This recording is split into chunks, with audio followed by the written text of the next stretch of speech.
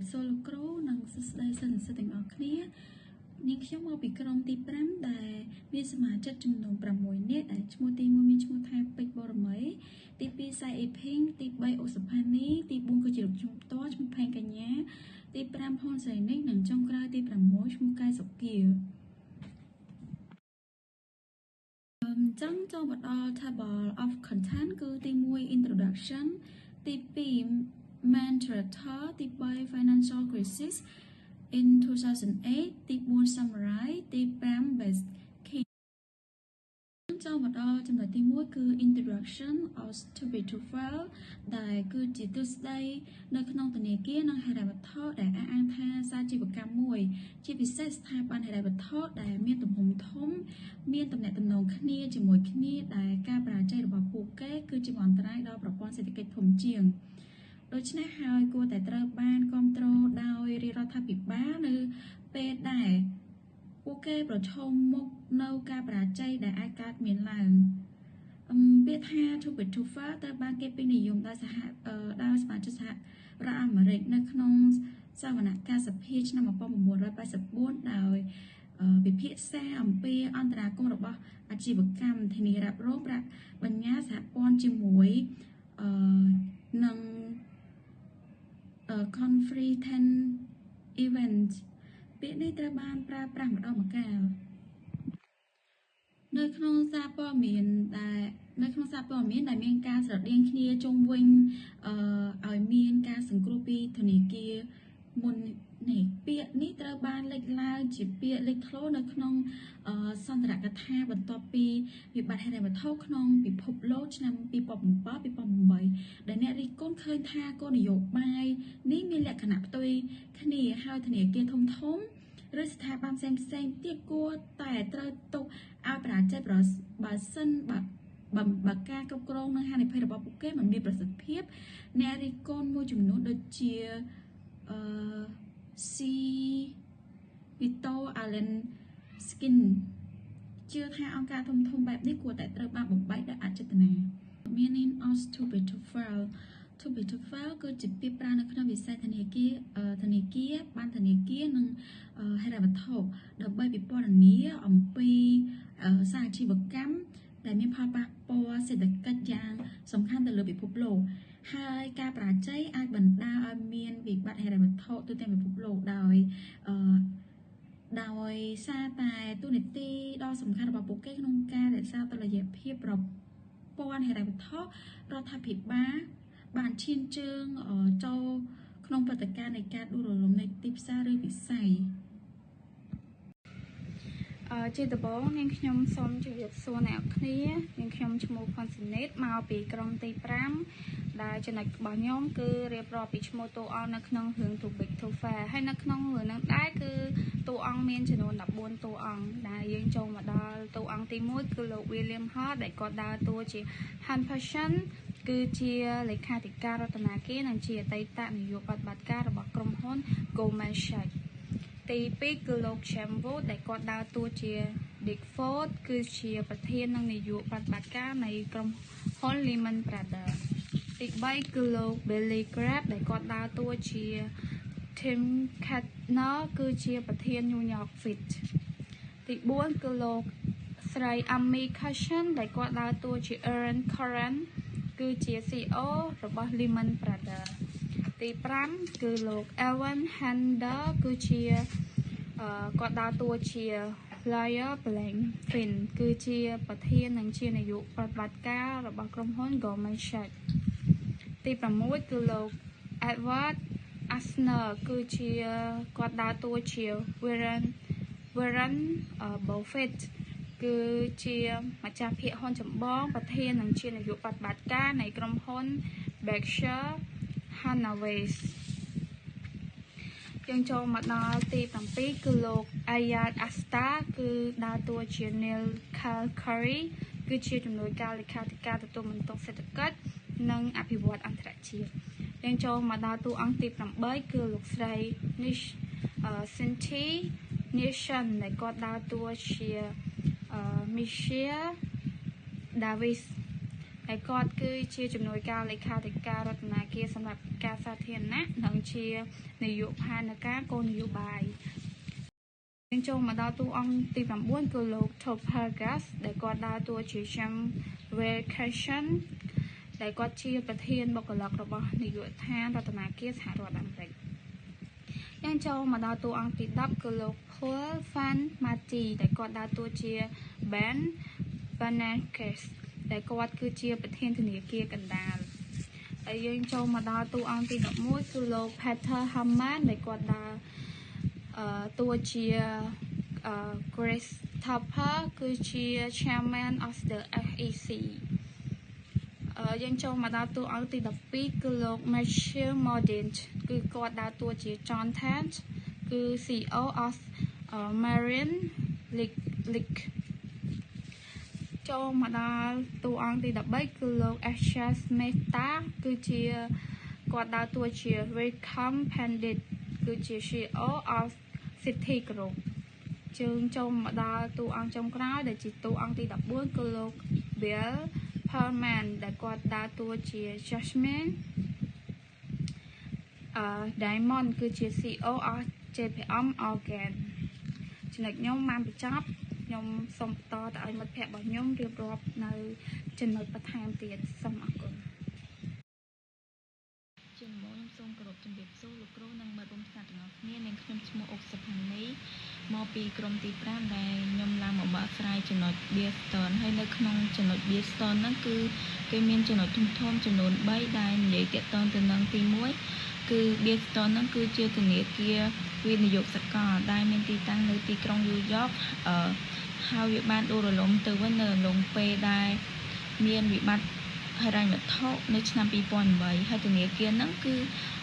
មានផលប៉ះពាល់យ៉ាងខ្លាំងទៅនឹងមូលដ្ឋានដែលបានគ្រប់គ្រងដោយកម្ចីទិញផ្ទះមូលដ្ឋានចាប់ដើមមិនដំណើរការ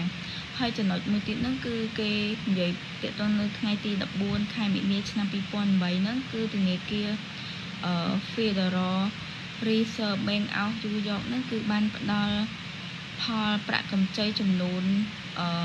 $20,000 លានទៅដល់ Bearston ហើយវាត្រូវបានដាក់បញ្ចាំទៅដោយទ្រព្យសកម្មដែលគ្មានការដាក់បញ្ចូលទៅដល់Bearston ដើម្បីផ្ដល់សាច់ប្រាក់ងាយស្រួលទៅដល់ Bearston រហូត28ថ្ងៃដែលទីផ្សារត្រូវបានបដិសេធមិនផ្ដល់ឲ្យហើយជាអកុសលហ្នឹងគឺ Bearston ហ្នឹងត្រូវបានដាក់ឲ្យ JP Morgan នៅថ្ងៃទី16ខែមិនិនាឆ្នាំ2008ហ្នឹងហើយនៅក្នុងការផ្លាស់ប្ដូរភាគហ៊ុនគឺមានតម្លៃ$2នៅក្នុង1ភាគហ៊ុនហើយមួយវិញទៀតគឺអំឡុងពេលខែមុនហ្នឹងគឺភាគហ៊ុនឡើងទៅដល់$48ហើយវាមានការសែងរបស់ Bearston ហ្នឹងបានបង្កឲ្យមានការភ័យស្លន់ស្លោ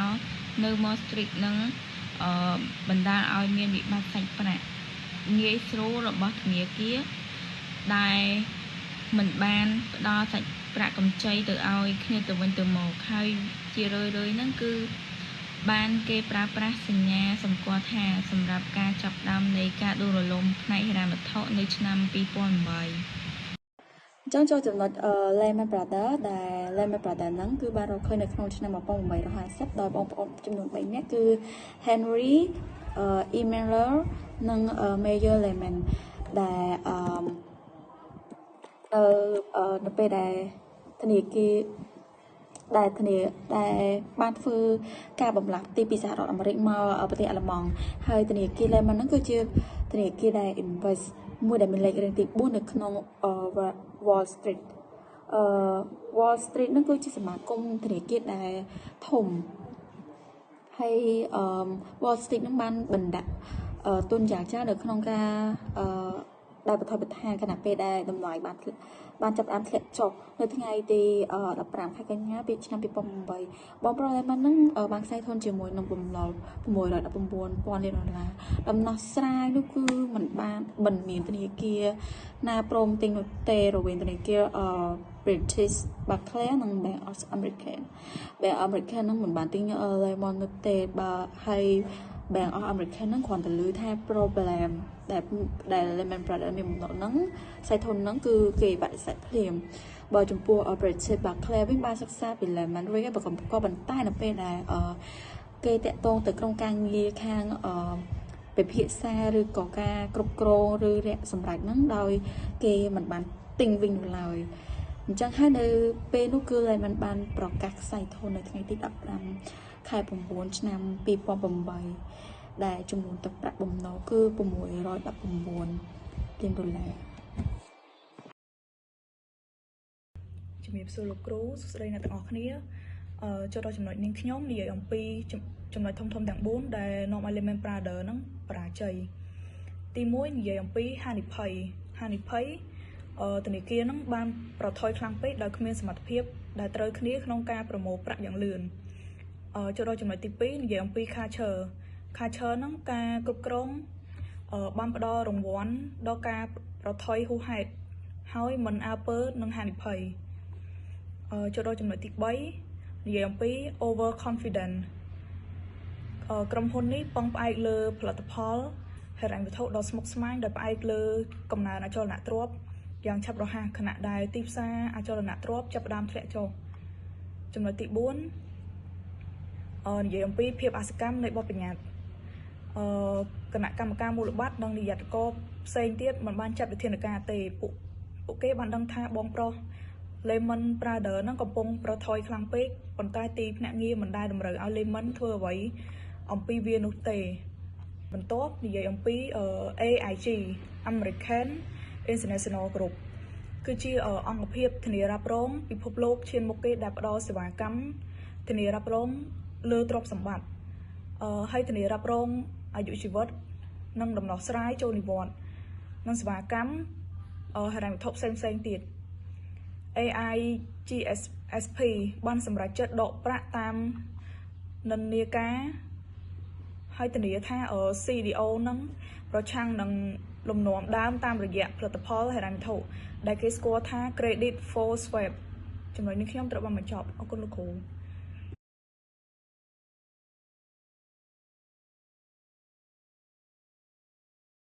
សួរលោកគ្រូនិងមិត្តរួមថ្នាក់ទាំងអស់គ្នានាងខ្ញុំឈ្មោះសៃភ័យមកពីក្រុមទី5ដែលនឹងបកស្រាយចំណុចទី4នឹងជាអំពី Samurai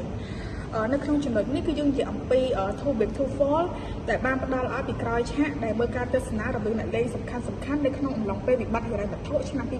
2008ពីខែមិនិនាដល់ពាក់កណ្ដាលខែតុលាក្នុងឆ្នាំ2008 Lehman Brothers បានឈានដល់ដំណាក់កាលដួលរលំហើយនាយកប្រតិបត្តិរបស់ខ្លួន Richard S. Jr. បានស្ដីបន្ទោសពីការធ្លាក់ចុះតម្លៃភាគហ៊ុនលើអ្នកលក់ខ្លីដោយបានបដិសេធមិនទទួលស្គាល់ភាពទន់ខ្សោយរបស់ធនាគាររបស់គាត់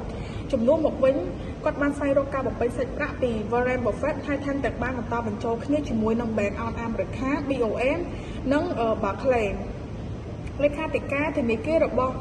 លោក Henry Hampton បានច្រានចោលការប្រើប្រាស់លុយសាធារណៈដើម្បីជួយសង្គ្រោះលោក Lehman ហើយដូច្នេះនៅខែកញ្ញាឆ្នាំ2008លោក Lehman បានដាក់ពាក្យសុំខ្សែធនទោះជាយ៉ាងណាក៏ដោយមិនយូរប៉ុន្មានលោក Hampton បានប្រកាសសង្គ្រោះ$85 លានរបស់ AIG ដែលធ្វើឲ្យអ្នកវិនិយោគច្រឡំជាមួយនឹងសារនេះ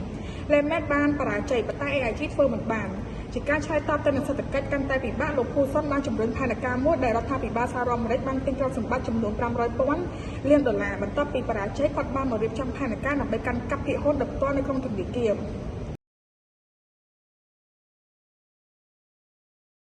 និយាយអំពី on September 18, 2009 នាយកប្រតិបត្តិនៃធនាគារធំទាំងអស់នឹងមកត្រូវតែបញ្ជាក់ឲ្យច្បាស់ថានេះជាបញ្ហារបស់ពួកគេគឺទីប្រឹក្សានិងសម្ព័ន្ធរបស់ពួកគេប៉ុន្តែមិនមែនជាអ្នកគ្រប់គ្រងសុវត្ថិភាពរបស់ពួកគេទេ Break-in-Three Group 31 Saturday September 30, 2008 ព្យាយាមឲ្យតម្លៃទ្រព្យសម្បត្តិនិងធ្វើការលើរចនាសម្ព័ន្ធមួយចំនួនសម្រាប់វិនិយោគទៅ Lehman ដំណើរការលើផែនការប្រសិនបើ Lehman មានការខ្សែធនពួកគេត្រូវការដោះស្រាយថាគឺរបៀបដើម្បីទប់ស្កាត់ការខូចខាតដែលសេសសល់នៃdegradation derivative ការសម្រេចចិត្តមិនបានត្រឹមត្រូវយើងទាំងអស់គ្នាទទួលខុសត្រូវហានិភ័យចំនួន$70 លានដោយគ្មានវត្ថុបញ្ចាំងBarclays នឹងមិនប៉ះពាល់ទ្រព្យសម្បត្តិអចលនទ្រព្យនោះទេប៉ុន្តែធនាគារផ្សេងទៀតយល់ព្រមលើធានារ៉ាប់រងទាំងនោះចំណុចរបស់នាងខ្ញុំគឺត្រូវបានបញ្ចប់សូមអរគុណជំរាបសួរលោកគ្រូហើយក៏ស្ដាប់អ្នកទាំងអស់គ្នានាងខ្ញុំមកឈ្មោះកែសុគាមកពីក្រុមទី5ដែលចំណុចចុងក្រោយរបស់ខ្ញុំនេះគឺចំណុចទី5និយាយអំពី Beslan ដែលក្នុងចំណុចនេះដែរគឺនិយាយទៅលើទ្រឹស្ដីលោកបានប៊ិនណេកដែលគាត់បាននិយាយថាខ្ញុំបានចំណាយពេលពេញមួយអាជីពសិក្សារបស់ខ្ញុំក្នុងការសិក្សាអំពីវិបត្តិសេដ្ឋកិច្ចដ៏ធំការធ្លាក់ចុះនេះអាចចាប់ផ្ដើមដោយសារតែការគាំងទីផ្សារភាគហ៊ុនប៉ុន្តែអ្វីដែលប៉ះពាល់ដល់សេដ្ឋកិច្ចទូទៅគឺការរំខានដល់ពលរដ្ឋជាមធ្យមនៃឥណទានមិនអាចខ្ចីប្រាក់ដើម្បីធ្វើអ្វីៗដើម្បីទិញផ្ទះចាប់ផ្ដើមភាគហ៊ុនអាជីវកម្មរបស់ពួកគេហើយឥណទាននេះមានសមត្ថភាពក្នុងការកសាងសេដ្ឋកិច្ចទំនើបប៉ុន្តែកង្វះឥណទានមានអំណាចក្នុងការបំផ្លាញវាយ៉ាងឆាប់រហ័សនិងយ៉ាងពិតប្រាកដបើសិនបើយើងមិនធ្វើសកម្មភាពដោយក្លាហានហើយភ្លាមៗនោះទេយើងនឹងចាក់ឡើងវិញនៅ depression នៃឆ្នាំ1990តែលើកនេះវានឹងកាន់តែអាក្រក់ទៅបើយើងមិនធ្វើឥឡូវនេះយើងនឹងមិនមានសេដ្ឋកិច្ចនៅថ្ងៃមិនថានៅថ្ងៃបន្ទាប់ឬក៏នៅថ្ងៃច័ន្ទនេះទេនេះសម្រាប់ទ្រឹស្ដីលោកបានប៊ិនណេកហើយចំណុចមួយទៀតHarry Potter ដែលគាត់បាននិយាយថាបើសិនបើរដ្ឋាភិបាលរក្សាការខាតបង់របស់ពួកគេមិនដែលរៀនអ្វីទាំងអស់មានន័យថាទីហោបើសិនជាប្រទេសនោះមានការធ្លាក់ចុះនៃសេដ្ឋកិច្ចហើយរដ្ឋាភិបាលនោះនៅតែរក្សាការខាតបង់នឹងអត់ហមដោះស្រាយមានន័យថារដ្ឋាភិបាលហ្នឹងគឺគាត់អត់យកឬក៏គាត់ដែលរៀនពីការបាត់បង់ឬក៏ហានិភ័យដែលវាកាត់ឡើងនៅពេលថ្ងៃខាងមុខហើយមួយវិញទៀតលើโลกនេះមិនមានធនាគារណាដែលមានប្រាក់គ្រប់គ្រាន់ក្នុងទូដៃរបស់ខ្លួនដើម្បីទូទាត់អ្នកដាក់ប្រាក់បញ្ញើរបស់ខ្លួននោះទេវាទាំងអស់ត្រូវបានបង្កើតឡើងនៅលើទំនុកចិត្តមានន័យថាទីហោយើងអតិថិជនត្រូវការដកប្រាក់ច្រើនក្នុងធនាគារមួយអញ្ចឹងធនាគារគឺអត់អាចមានលុយឲ្យអតិថិជនដកភ្លាមទេគឺត្រូវការឲ្យអតិថិជនផ្ដល់ព័ត៌មានទៅគាត់ឬក៏ត្រូវរងចាំ3ថ្ងៃទៅមួយអាទិត្យទៅតាមលុយដែលគាត់ត្រូវដកជាក់ស្ដែងដោយសារទូទៅគឺធនាគារអត់អាចមានលុយច្រើនផ្ទុកដាក់នៅក្នុងធនាគារដើម្បីឲ្យអតិថិជនទៅដកមកភ្លាមបានទេហើយចំណុចនេះគឺចង់និយាយថាវាអាស្រ័យទៅលើទំនុកចិត្តរបស់អតិថិជនទៅលើធនាគារហ្នឹងថាគាត់ទុកចិត្តទៅលើធនាគារហ្នឹងដើម្បីរកដំណោះស្រាយឲ្យគាត់ដែរឬក៏អត់